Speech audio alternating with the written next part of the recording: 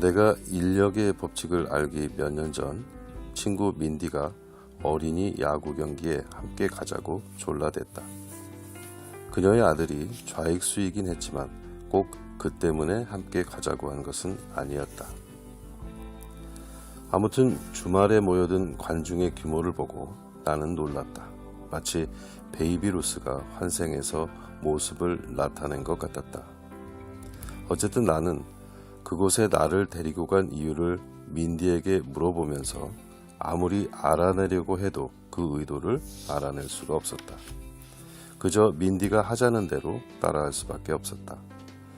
드디어 민디의 아들 제시가 타석에 들어섰는데 그만 삼진아웃을 당하고 말았다.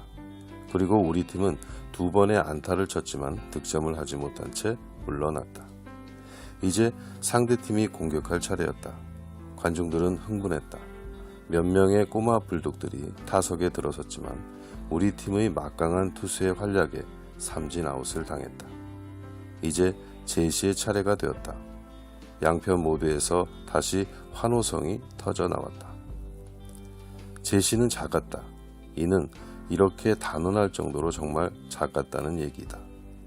제시는 심지어 자신이 들고 있던 야구 방망이보다도 더 작아 보였다.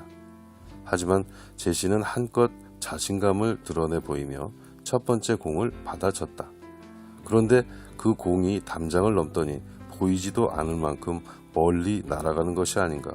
나는 깜짝 놀랐다. 관중들도 모두 충격을 받았다. 그때 민디가 나를 보더니 한쪽 눈을 찡긋했다. 그런데 이 믿을 수 없는 광경은 4번이나 더 반복되었다. 작은 강타자 제시는 그야말로 놀라움과 경의의 대상이 되었다. 물론 현시의 역학을 연구 중이었던 나는 이 작은 꼬마를 움직인 것이 무엇인지 알아내고 싶었다. 민디도 내가 그러리라고 짐작한 듯 했다. 사람들의 축하와 격려가 거의 끝날 즈음 나는 사람들의 틈을 겨우겨우 비집고 제시에게로 다가가서는 잠깐 앉아 이야기를 해도 되겠냐고 말했다. 제시와 관람석의 맨 꼭대기에 앉은 나는 이렇게 물었다. 제시, 어떻게 한 거야? 어떻게 몇 번씩이나 홈런을 칠 수가 있었던 거니? 모르겠어요. 제시는 얘기 중간중간에 같은 팀 아이들에게 잘 가라고 손을 흔들어 보이며 천진스럽게 대답했다. 타석에 들어설 때마다 맞을 것 같은 느낌이 들었고 그렇게 됐어요. 당시에는 몰랐지만 그때 제시가 말한 것은 우리 일상의 매 순간을 만들어내는 역학으로서 이른바 인력의 법칙, 다시 말해 현시의 기본 원칙이었다. 요즘 제시는 사랑스러운 아내 그리고 2 아이와 함께 풍족하게 살고 있다. 그의 집에는 세계 각지를 여행하며 수집한 물건들과 컴퓨터가 있는데 제시는 이 컴퓨터를 이용한 투자에서 엄청난 돈을 벌어들이고 있다. 일전에 그가 야구 선수라는 직업을 그만둔 것은 시간에 구애받지 않고 스스로 결정권을 갖는 일을 원했기 때문인데 그렇다면 그는 어떻게 그처럼 성공할 수 있었을까? 방법은 공을 칠 때와 같았다. 바로 느낌이었다. 생각이 아닌 느낌 말이다. 왜 인생은 이처럼 힘든 것일까? 우리 모두가 그렇게 똑똑한데도 왜 인생은 이처럼 힘든 것인지 이상하다고 생각해 본 적 없는가? 실제로 오늘날 우리 인간은 원자를 쪼개고 달나라에 가고 인기 폭발의 만화 영화를 만들어낼 만큼 엄청나게 똑똑하지만 그럼에도 여전히 서로를 비난하고 심장병을 앓는 등 기아로 죽어가는 수준에서 벗어나지 못하고 있으니 정말 아이러니하다고밖에 할 수 없다. 다시 말해 우리가 겪는 이러한 혼란들은 다 어찌된 것일까? 그저 인간의 운명이라고밖에는 할 수 없는 것일까? 이렇게 된 것은 기억할 수도 없을 만큼 오래전 권력을 갖고 싶어하는 인간들이 우리 삶은 돌고 도는 것이며 인생 역시 자신의 삶의 통제권을 갖지 못하고 다른 사람에게 지배당하는 상황의 결과라며 거짓 선전했기 때문이다. 그러니까 우리 모두는 아주 오래전부터 그렇게 믿어왔고 지금까지도 그렇게 믿고 있다. 물론 우리 전 세대도 그랬고 그 전 세대도 그랬듯이 인간이 알 수도 없을 만큼 오랫동안 우리는 살아가며 별로 필요치 않은 것들을 위해 싸우고 발버둥치고 긴장하고 고민하고 죽었다. 그것이 인간의 운명이며 원치 않는 불행 역시 현실이라고 생각하면서 말이다. 하지만 인간의 운명은 실제하지 않으며 우리가 현실이라고 생각하는 것 또한 그렇다. 그리고 우리는 일상의 자연스러운 상황에서 우리의 삶이라고 말하는 것을 원하는 방향으로 만들 수 있는 신성한 능력을 가지고 있다.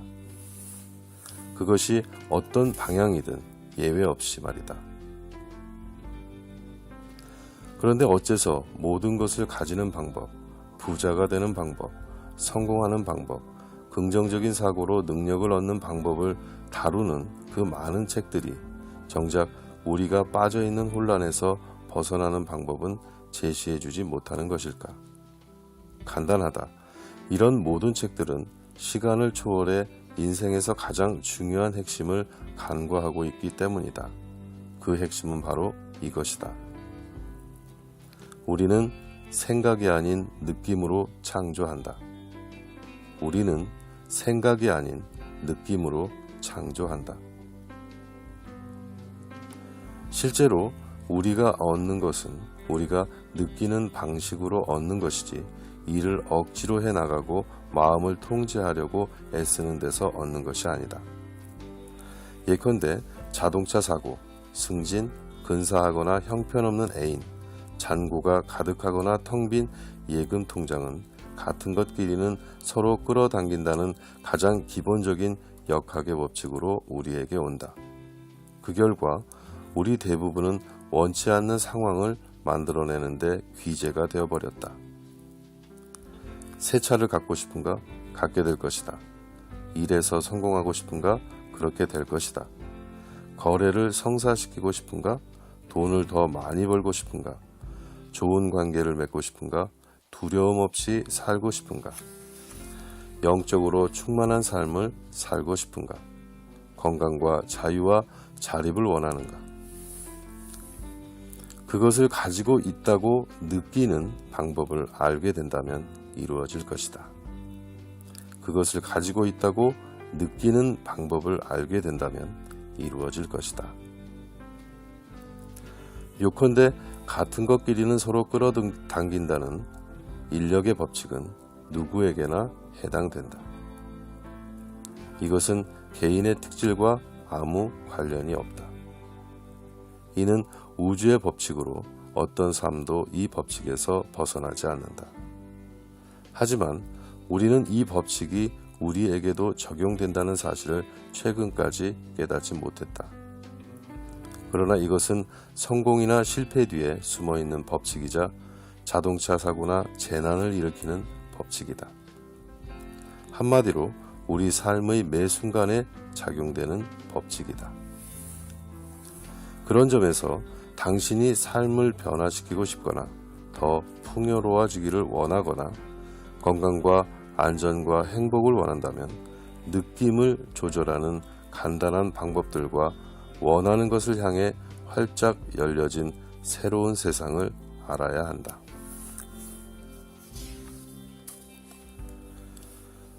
오래전, 그러니까 1930년대쯤에 동양에 사는 몇 사람이 생각은 실제로 존재하는 현상이며 생각의 종류에 따라 다른 진동이 만들어진다는 것을 입증하려고 했다.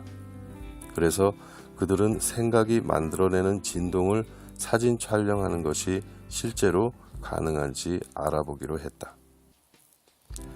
그들은 알루미늄 판을 통해 실험을 했고 그 실험은 그로부터 수차례 반복되었다. 그 과정에서 그들은 훨씬 더 중요할 수도 있는 사실까지 입증했다. 사람이 생각을 할 때 그 생각에 감정을 많이 채워 넣으면 넣을수록 사진이 더 선명해진다는 사실이었다. 이들은 아마도 우리의 생각에 자기 에너지가 있다는 것과 생각은 우리의 감정으로 만들어진다는 사실을 최초로 입증한 사람들일 것이다. 하지만 여기서 그들이 간과한 것이 있는데 그것은 우리가 내보내는 진동파, 즉 감정이 자기의 성질을 띠고 있다는 사실이다. 다시 말해 우리는 말 그대로 걸어다니는 자석이며 그 진동파와 같은 주파수와 파장을 가진 현상을 우리의 세상으로 끊임없이 끌어들인다는 사실 말이다.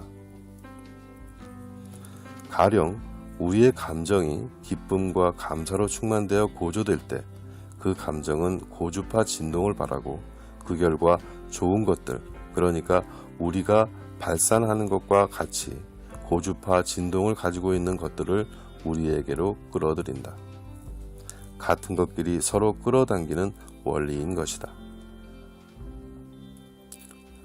반면 우리가 즐겁지 않은 것, 그러니까 두려움, 걱정, 죄책감 혹은 가벼운 근심을 지닐 때 우리 감정은 저주파 진동을 발산한다. 그런데 저주파도 고주파와 마찬가지로 자기성이 있고 결국 불쾌한 일, 즉 우리가 발산하는 감정처럼 저주파로서 우리에게 불쾌한 느낌을 주는, 그리고 진동하게 하는 일들만을 우리에게 가져다 준다. 요컨대 불쾌한 것을 내보내면 불쾌한 것을 잡아 끈다는 원리이며 파장은 언제나 일치한다. 이렇게 높은 진동을 가진 즐거움이든 낮은 진동을 가진 걱정이든 우리가 어떤 순간에 내보내는 진동은 우리에게 다시 돌아온다. 그런 점에서 우리는 처음 진동을 만들어내는 진원지이고 자석을 만들어내는 원인 제공자이다. 다시 말해 좋아하는 것이든 아니든 모든 것은 우리가 만들어냈고 여전히 만들고 있다. 우리를 구성하는 것은 살과 피일지도 모르지만 그 이전에 우리는 에너지, 자기 에너지이며 그 자기 에너지로 살아 숨쉬는 자석이 된다. 우리의 실체는 걸어다니는 자석이다. 그런데 우리는 대부분 그 사실을 알지 못한다. 이상하게 들릴지도 모르지만 우리는 생각으로 만들어지는 느낌을 조절함으로써 우리가 바라는 것은 무엇이든지 인생 속으로 끌어들일 수 있고 그런 엄청난 능력을 지닌 전자석의 존재이다. 그러니까 당신은 바로 이 사실을 깨달아야 한다. 하지만 오늘날 70억이 넘는 지구촌 사람들은 즐거움보다 스트레스와 두려움이라는 느낌의 진동을 더 많이 발산했고 그 결과 우리의 지구는 아주 낮은 주파수를 가진 에너지 영역이 되었다. 그래서 우리는 자신도 모르는 사이에 그런 진동을 받아들이고 그에 반응하게 된다. 그런 이유에서 이 지구상에 배어있는 저주파를 극복하는 법을 배워야만 한다. 그렇지 못한다면 불쾌한 일들을 끊임없이 삶 속으로 끌어들여 우리의 하루하루는 지긋지긋해질 수밖에 없다. 이는 바닷물에서 수영을 한 다음 몸에 붙어있는 소금기를 씻어내지 않으면 지독한 불쾌감을 느끼게 되는 이치와 같다. 달리 생각할 수 있는 여지란 없다. 우리는 느끼는 그대로를 우리 삶으로 끌어들인다. 대체로 그러한 느낌은 우리의 생각에서 시작되는데 여기에서 전자석의 연쇄 반응이 곧바로 만들어지고 결국에는 이로 인해 어떤 일들이 일어나고 성사되고 틀어지고 좌절된다. 다시 한번 말하겠다. 우리에게서 나오는 느낌은 전자석의 파장을 띈다. 그러한 느낌이 어떤 주파수를 갖든 그것은 같은 주파수를 갖는 것을 자동적으로 끌어들이고 그 결과 우리의 느낌과 진동수가 일치하는 좋거나 나쁜 어떤 일이 일어난다. 행복하고 높은 진동은 행복하고 높은 진동수를 갖는 상황을 끌어들이고 불쾌하고 낮은 진동수는 불쾌하고 낮은 진동수를 갖는 상황을 끌어들인다. 어떤 경우든지 그렇게 해서 돌아오는 결과로 우리는 우리가 바랬던 것과 똑같이 높거나 낮은 주파수를 느끼게 되는데, 그것은 돌아오는 결과가 우리가 내보낸 느낌의 진동수와 정확하게 일치하기 때문이다. 이 원리는 발음체의 진동수를 재는 기구인 소리굽새의 그것과도 같다. 다양한 높낮이를 띠는 온갖 종류의 소리굽새로 가득한 방에서 하나의 소리굽새를 울려보면 우리가 울린 것과 같은 진동수로 조정된 소리굽새들만이 울린다. 그것들이 넓은 축구장을 사이에 두고 있더라도 마찬가지이다. 같은 것들은 서로를 끌어들인다. 이는 전형적인 역학의 법칙이다. 하지만 소리굽새는 음조의 주파수가 절대 변하지 않는 데 반해 우리 인간들의 감정은 계속 변한다. 그러니까 도박통 안의 바람 세기에 따라 다른 모양으로 튀어오르는 공처럼 주파수와 자석의 세기가 달라진다. 그래서 연처럼 높고 태양처럼 강렬하다가도 바로 다음 순간에 소파에 깔린 판지처럼 푹 꺼져버리는데, 이런 변화는 우리가 갖는 느낌이 따뜻한 행복감으로 고조되다가 곧바로 시들해지며 저하되기 때문이다. 요컨대 우리는 일정하게 잘 조율된 한 개의 소리굽새라기보다는 각기 다른 음조와 주파수를 갖는 소리굽새들의 집합체와 같아서 감정의 기복에 따라 여러 가지 소리를 낸다. 여기서 잠시 현실적인 생각을 해보자. 해고를 당하거나 기차를 놓치거나 아니면 자동차 열쇠를 잃어버렸는데도 즐거워하려고 애쓰면서 싱글거리는 모습으로 하루 종일 다녀야 한다고 생각할 사람은 아무도 없다. 하지만 사실은 사실이다. 우리가 내보내는 것 그대로가 우리에게 되돌아오기 때문에, 그리고 우리가 내보내는 것은 우리가 무엇에 생각을 집중하느냐로 결정되기 때문에 무엇을 생각하는지, 그리고 그것으로 인해 어떻게 느끼는지에 보다 많은 주의를 기울여야 한다. 원하는 것에 생각을 집중한다면 우리가 거부하지 않는 한 그것은 우리에게 올 것이다. 원하지 않는 것에 집중하면 그건 역시 우리에게 오는데, 대부분은 우리가 내보낸 것보다 더 강한 힘을 가지고 온다. 우리가 뭔가에 대해서 걱정하며 내보낸 생각들은 우리가 그 이후에 계속해서 내보내는 침울한 느낌들과 합해져 더 커지고 더 강력해질 뿐만 아니라 다른 사람들이 같은 주파수로 내보내는 걱정스러운 생각 덩어리들과도 결합한다. 그렇게 해서 만들어진 것을 나는 폭탄 덩어리라고 부르는데, 이렇게 우리가 내보낸 생각들은 주파수가 비슷한 두려움이나 근심과 합해지고 우리가 감정적으로 변화하지 않는 한 아무렇지도 않게 우리에게 다시 돌아온다.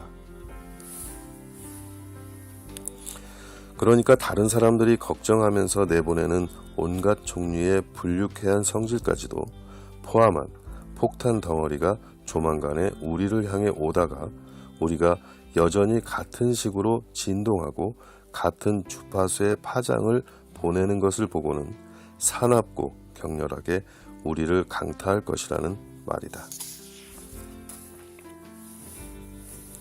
하지만 우리가 진동을 바꾸기만 한다면 부메랑은 다시 돌아오지 않는다. 우리 대신 다른 누군가가 그 부메랑을 맞을 것이다. 그들에게는 몹시 안 된 일이지만 최소한 우리는 그것을 피할 수 있다. 우선은 말이다. 우리는 생각을 집중하는 것을 얻는다. 그러므로 원하는 것이 없다는 사실에 집중하면 그와 일치하는 진동을 통해 그 상태를 끌어당기기 때문에 없는 상태가 지속될 수밖에 없다. 이 인력의 법칙은 간단하지만 절대적이다. 다시 한번 반복해 본다. 비록 희미한 감정으로라도 어떤 것에 대해 원하는 것이 없는 상태이든 원하는 것 그 자체이든 더 많이 생각하면 더 거대하고 강력하게 그것은 우리 인생의 일부가 된다.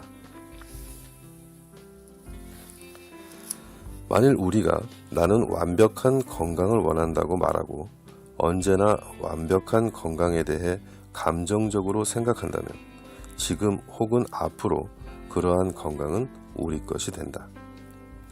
하지만 나는 아프고 싶지 않다고 말하면서 아픈 상태만을 줄곧 생각한다면 생각의 초점이 아픈 것에 집중되기 때문에 우리에게 돌아오는 것은 질병이다.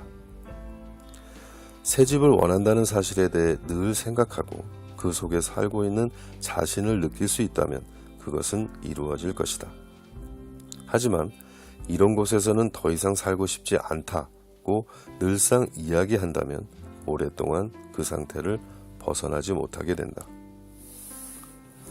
요컨대 원하는 것이든 원치 않는 것이든 어떤 것에 대해 충분히 오랫동안 생각한다면 그것은 우리가 원하든 원치 않든 우리의 세상 안으로 들어온다.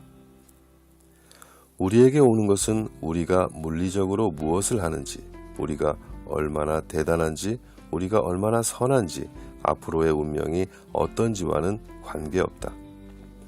오로지 우리가 어떻게 진동하느냐에 관계될 뿐이다.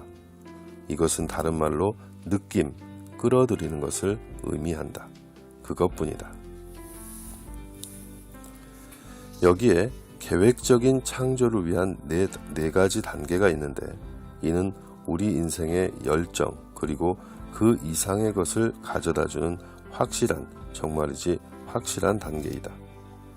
확실하다고 말하는 것은 이 단계가 모든 창조를 이루어내는 보편적이고 일반적인 법칙이기 때문이다. 원하기만 한다면 이 법칙들은 우리의 것이다. 1단계, 원하지 않는 것을 분명히 알자. 2단계, 1단계로부터 원하는 것을 분명히 알자. 3단계, 원하는 것을 가지고 있다는 느낌 속으로 들어가자. 4단계, 원하는 것이 당연히 이루어진다고 생각하고 말하자. 이것이 전부이다. 이처럼 아주 새로운 여행 속으로 들어갈 때 인생 전반의 모든 일들이 마법처럼 변할 것이다. 매일같이 끊임없이 생기던 걱정, 근심, 의심, 두려움이 몇 주일이 지나도 일어날까 말까 한 일이 되며 이런 식의 변화를 매일 보고 느낄 수 있다. 건강이 좋아지고 통장에 돈이 가득 차고 원하는 대로 관계가 이루어지고 계약이 성사되고 승진이 된다. 매일이 즐거움의 연속이다. 이는 사실이다. 실제로 이러한 일을 경험할 수 있다. 그러면서 우리는 인생이라는 배를 조종하는 유일한 존재는 바로 우리 자신임을 마음으로부터 깨닫게 된다. 그 존재는 진실로 바로 우리 자신이다.